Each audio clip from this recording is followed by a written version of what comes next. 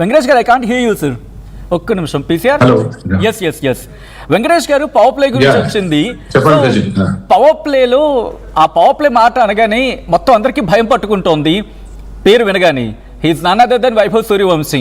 So ఎందుకు power ప్లేలో కట్టడి చేయలేకపోతున్నారు? గుజరాత్ కైనా సాధ్యం అనుకోవచ్చా అండి? అంటే గుజరాత్ తో 2 మ్యాచ్లు ఆడారు ఈ సీజన్ లో రాజస్థాన్. ఆ 2 మ్యాచ్ల్లో కూడా అతను 30 రన్స్ 30+ స్కోర్స్ మాత్రం చేశాడు, పెద్ద స్కోర్లు చేయలేదు. ఒకసారి పవర్ ప్లే లో సిరాజ్ ఒక బౌన్సర్ తో అతను అవుట్ చేశాడు. చాలా well directed and fast bouncer, 146 kilometres వేగంతో వచ్చిన బౌన్సర్. ఇంకొక మ్యాచ్ లో రషీద్ ఖాన్ పవర్ ప్లే అయిపోయిన తర్వాత 7th ఓవర్ లో అవుట్ చేశాడు. So Rajasthan has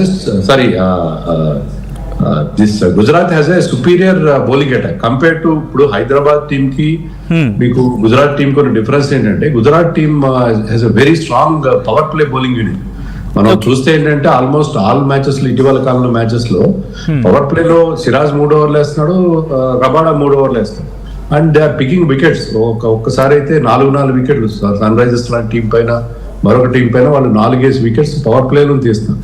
so power play లో it is really very very exciting mouth watering contest between Rabada, Siraj and Vaibhav Suryavanshi.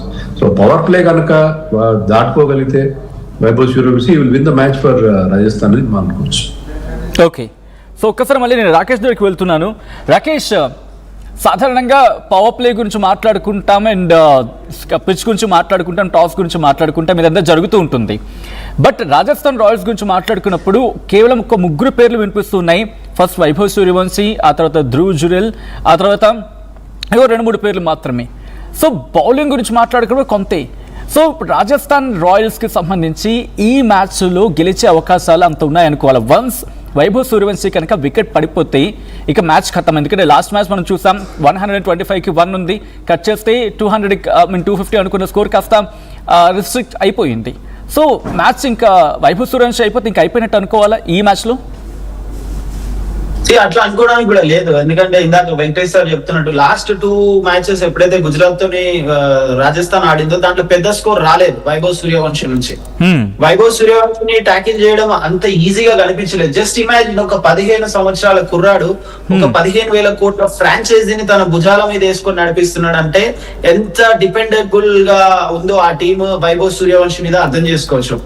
But at the same time Vaibhav Suryavanshi మనం అనుకోవడం ఏంది, జస్ట్ హీస్ ప్లేయింగ్, ఒక బ్యాటింగ్ చేస్తున్నాడు, ఆలోచించట్లేదా అనే క్వశ్చన్స్ చాలా ఉండే ముందు వరకు. బట్ ఎప్పుడైతే కన్సిస్టెంట్ గా రన్ స్కోర్ చేస్తూ వస్తున్నాడో, వాళ్ళ బ్యాటింగ్ కోచ్ విక్రమ్ రాథోర్ కూడా మాట్లాడడం చూసాను లాస్ట్ గేమ్ లో డ్యూరింగ్ కామెంటేటర్స్ తో మాట్లాడుతూ.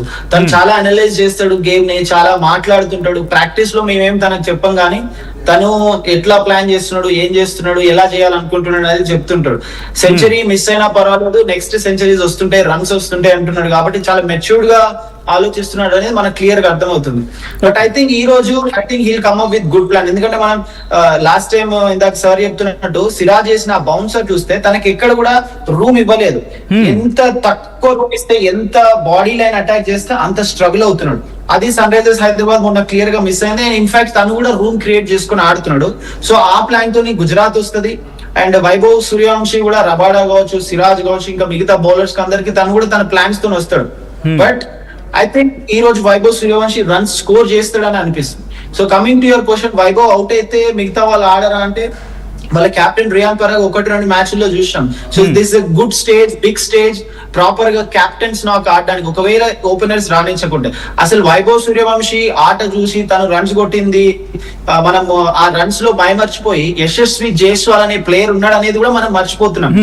ఆ దాంట్లో పడి ఒకవేళ మనం అనుకుంటున్నట్టు వైభవ్ సూర్యవంశీ కనుక త్వరగా అవుట్ అయితే యశస్వి జైస్వాల్ కూడా దాన్ని క్యారీ ఫార్వర్డ్ చేసే ఛాన్సెస్ ఉన్నాయి. ఎస్, ఈ సీజన్ లో చాలా ఎక్స్పెక్టేషన్స్ ఉండే, బట్ అంతగా చూడలేదు మనం. But still this is great opportunity. Dhruv Jurel ఉన్నాడు, ఆ తర్వాత వేరే ఎగ్జాక్ట్లీ. అంటే నాకు ఇది ఈ పాయింట్ దగ్గర ఒక చిన్న పాయింట్ తీసుకొని నేను కమింగ్ బ్యాక్ టు సుధీర్ దగ్గరికి వెళ్ళే ప్రయత్నం చేస్తున్నాను. ఎందుకని ఈ క్వశ్చన్ వస్తుందంటే, కమింగ్ టు సుధీర్ గారు, ఐ థింక్ లాస్ట్ టైం కూడా మనం మాట్లాడుకున్నాం, ఒకవేళ వైభవ్ సూర్యవంశి కనుక అవుట్ అయిపోతే ధ్రువ్ జురేల్ కావచ్చు, లేకపోతే ఆ టెంపో మెయింటైన్ చేసే క్రమంలోనే అవుట్ అయిపోతున్నారు, వికెట్లు పడిపోతున్నాయి.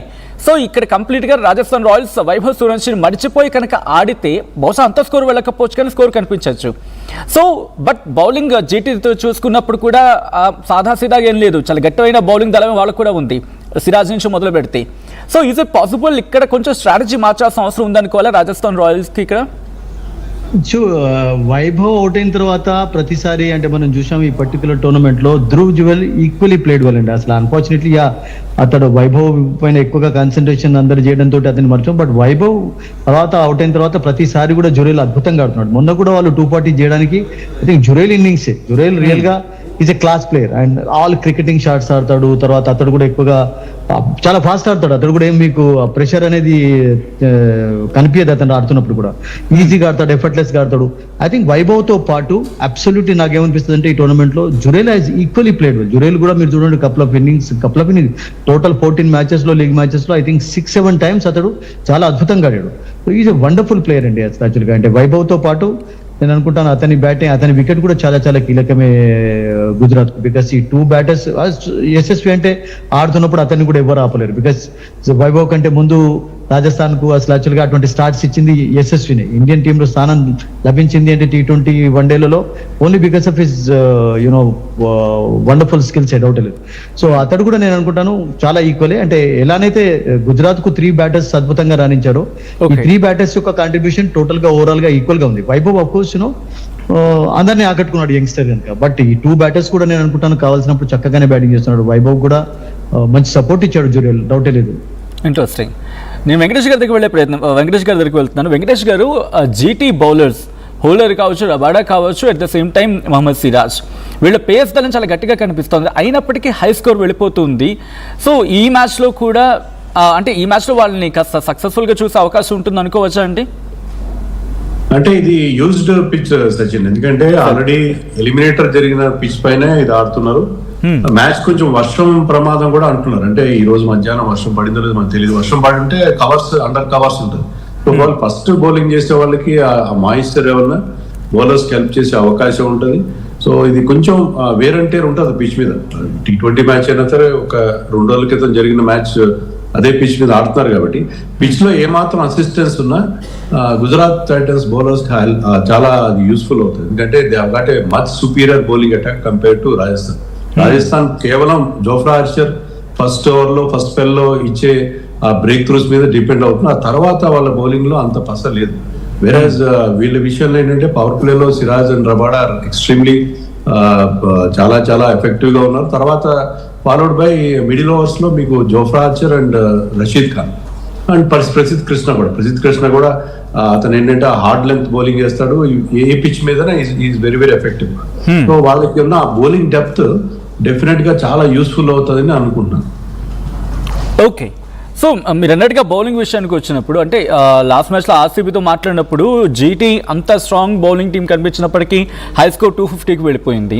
బట్ రాజస్థాన్ రాయల్స్కి వచ్చినప్పుడు ఆ అంత స్కోర్ వరకు వెళ్లకుండా రెస్ట్రిక్ట్ చేసే అవకాశం ఉంటుంది అనుకోవచ్చా అండి? ఎక్సెప్ట్ వైభవ్ సూర్యవంశీ ఈ విషయాన్ని పక్కన పెడితే కనుక కెన్ వి ఎక్స్పెక్ట్ ఒక బిగ్ స్కోర్ ఎక్స్పెక్ట్ చేయొచ్చా ఈ ఫీల్డ్లో వాళ్ళ నుంచి? అంటే వాళ్ళకి ఫైనల్కి వెళ్ళడానికి టికెట్ ఏంటంటే to get Vaibhav Suryavanshi early అంటే కనీసం లాస్ట్ 2 మ్యాచెస్ లో లాగా 30 పెద్ద ఎక్కువ డ్యామేజ్ చేయకుండా, ఎలాగైతే SRH మీద 29 బాల్స్ లో 97 కొట్టాడో అలాంటి మాక్సిమం డ్యామేజ్ లేకుండా వాళ్ళు కవర్ చేసుకుంటే మిగతా బ్యాటింగ్ విషయంలో వాళ్ళకి డెఫినెట్ గా అడ్వాంటేజ్ ఉంటుంది. ఎందుకంటే ఇది అప్పుడు మీకు ఆర్సీబీతో జరిగింది ఫ్రెష్ పిచ్ అండ్ ఇక్కడ మీకు పంజాబ్ లో ఇప్పటి వరకు చండీగఢ్ లో జరిగిన అన్ని మ్యాచ్ లో కూడా మీకు చాలా హై స్కోర్స్ వచ్చాయి. కానీ ఇది ఆల్రెడీ యూజ్డ్ పిచ్ కాబట్టి it will have something for the bowlers అని నేను ఎక్స్పెక్ట్ చేస్తున్నాను. దానివల్ల గుజరాత్ వాళ్ళు కొంత అడ్వాంటేజ్ తీసుకునే అవకాశం ఉంది. ఓకే రాకేష్, ఆ క్వశ్చన్ని కంటిన్యూ చేస్తున్నా. అంటే ఈ బ్యాటింగ్ గురించి మాట్లాడుకునే సందర్భంలో వైభవ్ సూర్యవంశీ విషయం పక్కన పెడితే అండ్ బౌలింగ్ నుంచి వచ్చినప్పుడు వెంకటేష్ గారు అన్నట్టుగా వాళ్ళ బౌలింగ్ త్రయం చాలా స్ట్రాంగ్గా కనిపిస్తుంది. SRHతో కంపేర్ చేసుకుంటే కనుక ఇంకా చాలా స్ట్రాంగ్ బౌలింగ్ లైనప్ వాళ్ళది. సో కెన్ వీ ఎక్స్పెక్ట్ అంటే 29